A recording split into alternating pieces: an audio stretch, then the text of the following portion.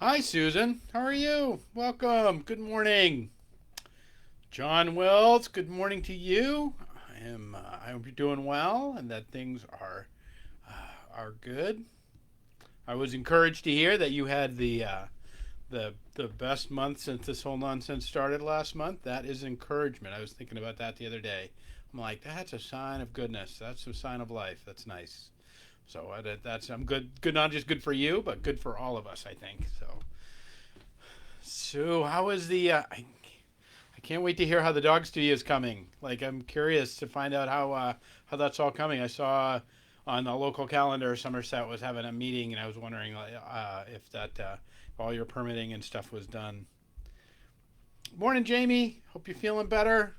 Hope hope your face is healing up. So, I haven't seen a picture lately, so that suggests to me it's good. I think it's. I'm gonna go with my parents' philosophy of no news is good news. So yeah. Hope you're well. Good morning, Irene. Hope you're doing all right. John, well, just finished packing a big rig stock. Oh, second. Excellent. Excellent. Signs of life amongst us. That is awesome. Good morning, Priscilla. Hope, back again. I know. Here we are. Here we are, friends. Back again. So, hope you're all doing great.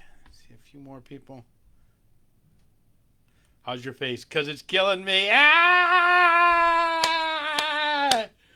That's like a joke, except jokes are funny.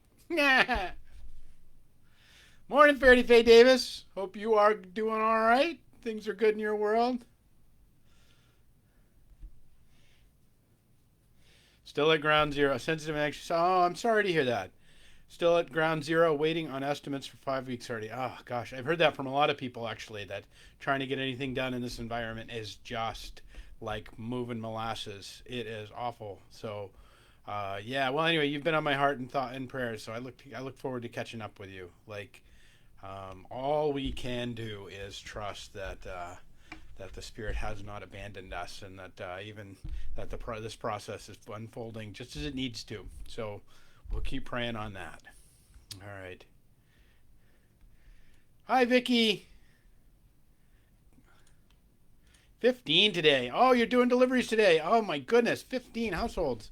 So Vicky's out doing deliveries on for Live United for the United Way. We have partnered with them in providing meals to the city. So we've got I saw a number of our erstwhile saints out there in the heat who are delivering meals to families that are struggling in the city. So that is exciting. Okay, excellent. Good. Good. Good. Morning, Bob Guinan. Hope you're doing well. Excellent. Yeah, go Vicky. Absolutely. That's right. So, all right, welcome everybody. It is the 23rd day of July uh, at 11:11. So welcome. So glad you're here this morning. Good morning, Robin Carden. Right under the wire. Well done. That we're continue to journey in this time. Continue to journey with this, and I have been as I was on vacation for a few weeks, and have been back this week, and as we connect with folks on Sunday, and as we have connected through the week, I just continue to hear tales of sadness, the sadness of these days, and Bible has a lot to say about sadness. It has a lot to say about our grief. It has a lot to say to it, but I think one of the most powerful things it has to say is that it's one of the most interesting, arcane, bizarre, nourishing, real, whatever. There's some words for you to describe it. Books in Bible about grief are the Lamentations of Jeremiah. So Jeremiah is this prophet. He's called up at the age of 12, And at 12, he is told to go tell a bunch of people a bunch of things they don't want to hear about themselves, which always goes well from a 12-year-old, right? And then, it is throughout his entire life that he is in the business of telling people what they don't want to hear, particularly powerful people, kings, queens. He gets thrown in a well because he tells people things that they don't want to hear, and mostly what he tells them is they're going in a wrong direction and they need to turn around in the direction lest their city be destroyed. And he tells them this not because he's a nudge or not because he wants to be difficult. He tells them this because he loves the city. He tells hard truths to powerful people and to all the people because he loves the city. And what happens on July 10th, 586 BC, is that all of his efforts kind of come to a screeching halt, and the Babylonians invade and take over Jerusalem, and Jerusalem falls and is destroyed. The temple is destroyed. Everything in their midst is destroyed. And so in the midst of that destruction, you have this little addendum at the end of Jeremiah called the Lamentations of Jeremiah. You can call it Jeremiah's pity party if you want. But it is one of the most curious books in all of the Bible, because it is written, most of the, for you puzzle people out there, it is written, it is mostly poetic. It is written almost all as poem. And it's written as an acrostic. If you remember what an acrostic is, it's like, leadership could be like, loyalty, and the D could be duty, and so that you can take a word and then you break out of that word. And so the acrostic is the Hebrew alphabet, and so it starts with A. A is for anxiety, and B is for it's like Edward Gorey, if you remember him, book, and most of the chapters are written that way, with 22 letters in the Hebrew Bible, 22 different verses in each of the until you get to the very last chapter, in the 4 chapters. And a few of them repeat a few times. So it's this really bizarre and really interesting book, and it starts with this sense of, in the first chapter, he describes the place, and he weeps over the place. It begins this way in the first chapter. He says, "How deserted lies the city, once so full of people. How like a widow is she, who once was great among the nations. She who was queen among the provinces has now become a slave." Man, I don't know about you, but when I go to my downtown, when I go down here, when I walk down Rock Street, when I go down to Taqueria Habanero to get my little tacos, I walk down there and I am like, I hear the words, even now, even in the midst of mass, and even as things are awakening, even as it is still this, how deserted lies the city, once so full of people. Friends, the thing about this time that we're in, and the thing about the difficulty of this time, is that there are profound griefs in it. There are profound griefs in it. We spoke to a few of them a little bit yesterday, of just the increasing opioid overdose rate, the increase in suicide rates, the increase in job losses, the insecurity around what we're all doing and when we're all doing it, how we're going to do it, and how we're going to get the things that we want to get done, how we're going to live into this world. And it is profoundly sad. And if we don't own that it's profoundly sad, if we don't shed some tears over this time, if we don't let our hearts break and weep in the midst of this, for whatever it is that and I'm not talking about laying down and being a wet noodle, quite the opposite, because Jeremiah was no wet noodle. Jeremiah he is a hero of the prophetic walk. He just before the Babylonians are about to invade, Jeremiah buys land, and he buys it at market rate they're gonna, the Babylonian army is literally at the gates, and he buys land, and he says, because this place that we stand is more precious, and it's going to be worth more. It's going to be so valuable in the future, where this block that I'm buying right now is going to be worth so much. That army can do nothing about it. Yeah, he's no shrinking violet. He's not just curling up in a ball.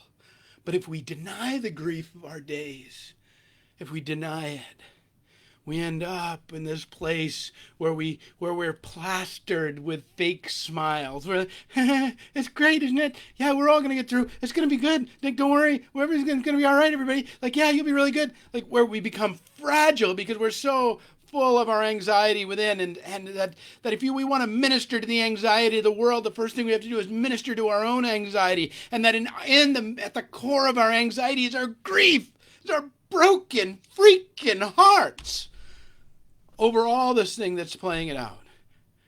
And I would say that the dead are actually in some ways not the greatest grief of it all. And that's not to minimize people who have lost people. And that's not to minimize the loss and the suffering of this time.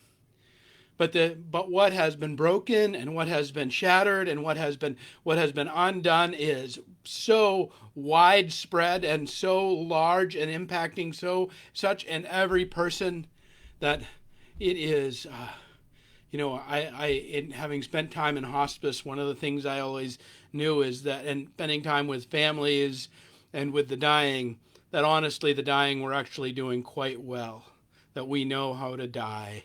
We know how to leave this world, and we are elegantly often provided for by the angels and the spirit that rallies around those who are leaving this world.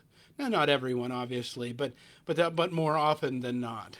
But it is often the systems around the person who is lost that are cast into chaos, that are cast into broken hearts, that are cast into pits of darkness. He writes in the 3rd chapter of his Lamentations, He, God, has made my skin and my flesh grow old, and has broken my bones. He has besieged me and surrounded me with bitterness and hardship.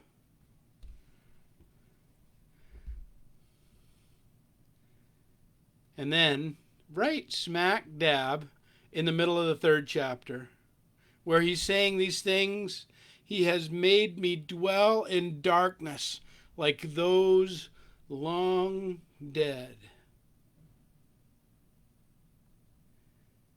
You see, he begins with place in the 1st chapter. And then the 2nd chapter, he goes to punishment. These are all the bad things that have happened to my people. He names it. He names the injuries. In Alcoholics Anonymous, they have a thing for this called inventory, about the injuries that one has done to the world, but also understanding that there are injuries that have been done to you in the process of that. You name the injuries you've done to the world because often they're far more greater injuries that you've done to yourself. And he names the punishments. In the 3rd chapter, he talks as the prophet. And then at the very end of the 3rd chapter, in the very middle of it, he offers up promise. He offers up this promise that it's not all gone. It's not all broken. In the synagogues, when they celebrate this time in synagogue, which they do every year, it's a part of the Jewish calendar. They celebrate the destruction of the temple, and when they do this 21st chapter, this 21st verse of the 5th chapter, at the very end, after they've heard this little bright piece of promise in the 3rd chapter. And in the 4th chapter, they talk about the experience of it. Now, and this is from the 4th chapter, 8th verse, but now they are blacker than soot. They are not recognized in the streets. Their skins has shriveled on their bones. It has become dry as a stick. This is the experience of what it is. They not only name the place, Jerusalem, they not only talk about the experience of what they have heard, and then they hold up just a tad of promise. And in the promise, they are permitted to tell their experience of what it has been like. And from that, at the very end, which is what the prayer that they pray, and they read the whole thing. They read the whole 5 verses of the whole 5th chapter of Lamentations, and then at the end they say this 21st verse twice. They say this. Hear it. Restore us to yourself, O Lord, that we may be restored, and renew our days as of old. Restore us to yourself, O Lord, that we may be restored. Renew our days as of old. You see, the restoration is not to the world. The restoration is not to be able to get back to the work that we need to do. The restoration is not to get back to the mall that we want to go to the store that we want to go to, the restaurant that we wish was open. The restoration is not even to the relationships with each other that we wish were better. Not to be able to gather as a grand company of saints in worship. It's not even that. It is that that God might restore us to God's self, that we might stand before God with the experience that we've had in this time and the experience that we've had in all of our times, and with the wholeness and the fullness of that experience and the full vulnerability of what that means. Like, not leaving anything out, not saying, oh, that was fine over there, like bringing our full experience before that, the one who made us, and seeking to be restored, but that we are restored first to God's self. And in that, we may be restored as in the days of old. You see, this weird little book of Lamentations, I think we all ought to be reading it. We all ought to have that on our bedside and cracked open. It is the tonic of our age, that we might find restoration with God. Not with, the Brazilian steakhouse, or not even with one another and coming together. Those are secondary things. This is what Jeremiah, these are secondary things to our restoration with the one who made us. Bringing our full experience, bringing our full prophethood, bringing our full selves right there, front and center to God. And in doing that, we find our way toward restoration. We find our way towards restoration. Yes. It's why it is. Thank you, Fanny Faye. It is why I so resist this whole notion of the whole new normal, because it's not that we're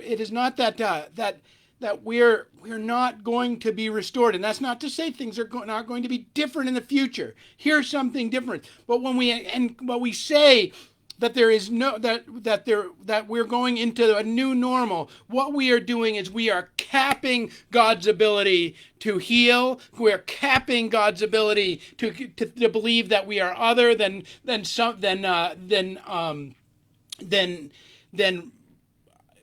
rescuable, that we're placing ourselves in an unrescuable place. And what we're really doing is saying our authority, my authority, or our authority over here as human beings is smarter than God. Because God can work with a lot of things, but God can't really work with a pandemic. God really can't bring wholeness out of a pandemic. God can, only a vaccine can do that. And that's not to say we don't need a vaccine. It's not to say that's a whole nother conversation. I don't want to take us down that rabbit trail. That's not what I'm saying, because that's a whole nother bunny path. I'm saying there is this foundational notion of restoration that is at the heart of the creation story. It's at the heart of the Noah story.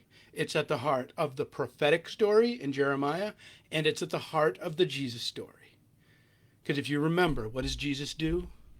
stands at the brow of the hill and looks over Jerusalem and weeps. He cries for the city that he loves. He opens himself to the fullness of the debauchery that he has borne, that he's bearing witness to in all of the different ways that it is broken.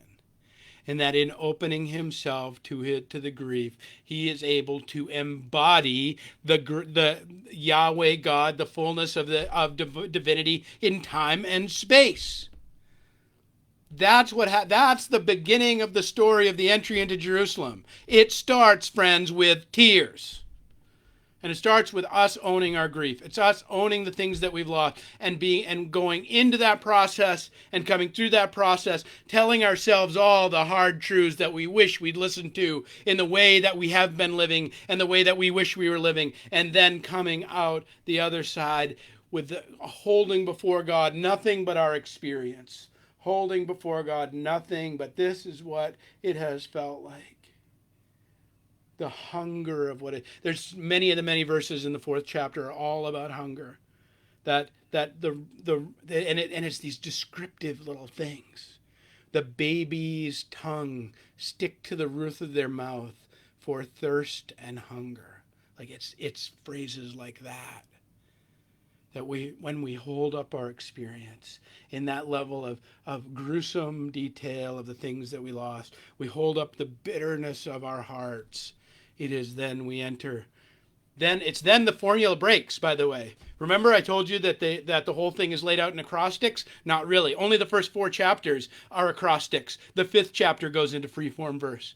The 5th chapter, so I really believe even the form itself tells us something, that we're in this, that we put ourselves in this kind of formulaic way in which we're gonna like quid pro quo with God, or we got this, we're gonna get that, like the ABCs literally of how we are going to encounter the grief and the loss and the pain and the difficulty of this world and this life. And then what happens? It blows apart into free form. And out of that free form comes that 21st verse from the 5th chapter. Restore us to yourself, O Lord, that we may be restored. Renew our days as of old. If you need a prayer in this time, that's not a bad one. If you need something to hold on to in this time, that's a pretty good one. That we might be restored. And it doesn't mean everything's as it used to be. It means our relationship is right and good and true with the one who made us. All right, friends, that's it for this Thursday. That's what I've got for you. We have a few things going on. We are going to we're going to have worship at 9:00 on Sunday morning. We'll be here on Facebook Live, and I hope you also will also be meeting live at 282 Rock Street. We are also going to have kind of a gathering, picnic, distancing, fun time out there. We're going to have a church picnic out on the lawn. We're not going in the building, so we don't have to contend with being together with one another. We have plenty of lawn to socially distance. We also have a slip and slide. So we've got big old hoses and inflatable slip and slide thing. If you're in the area, come on down. It's going to be a fun time. I might even go myself. I don't know if anyone wants to see that, but we're gonna claim some joy in this time, even in the midst of our grief, we're gonna do that little second part of the 3rd chapter bit where we hold up a bit of joy in the midst of all that's lost. We're not going to endanger anybody's safety. We're going to follow the same guidelines that sporting events and all these other folks that are meeting now. So don't be concerned. If you are concerned, you always join us online and be a part of that. We're also going to start another study, and there's going to be a Facebook event posted about that today. We're going to study Bonhoeffer for the rest of the summer. I think he's the guy to go to in this time. So I hope you'll join us in that, and there'll be more about that coming up. It is such speedo required. You first. I shouldn't say that. I really should not say that. That it is so great to see everybody gathering here. Roselia, great to see you. We've gone international, everybody.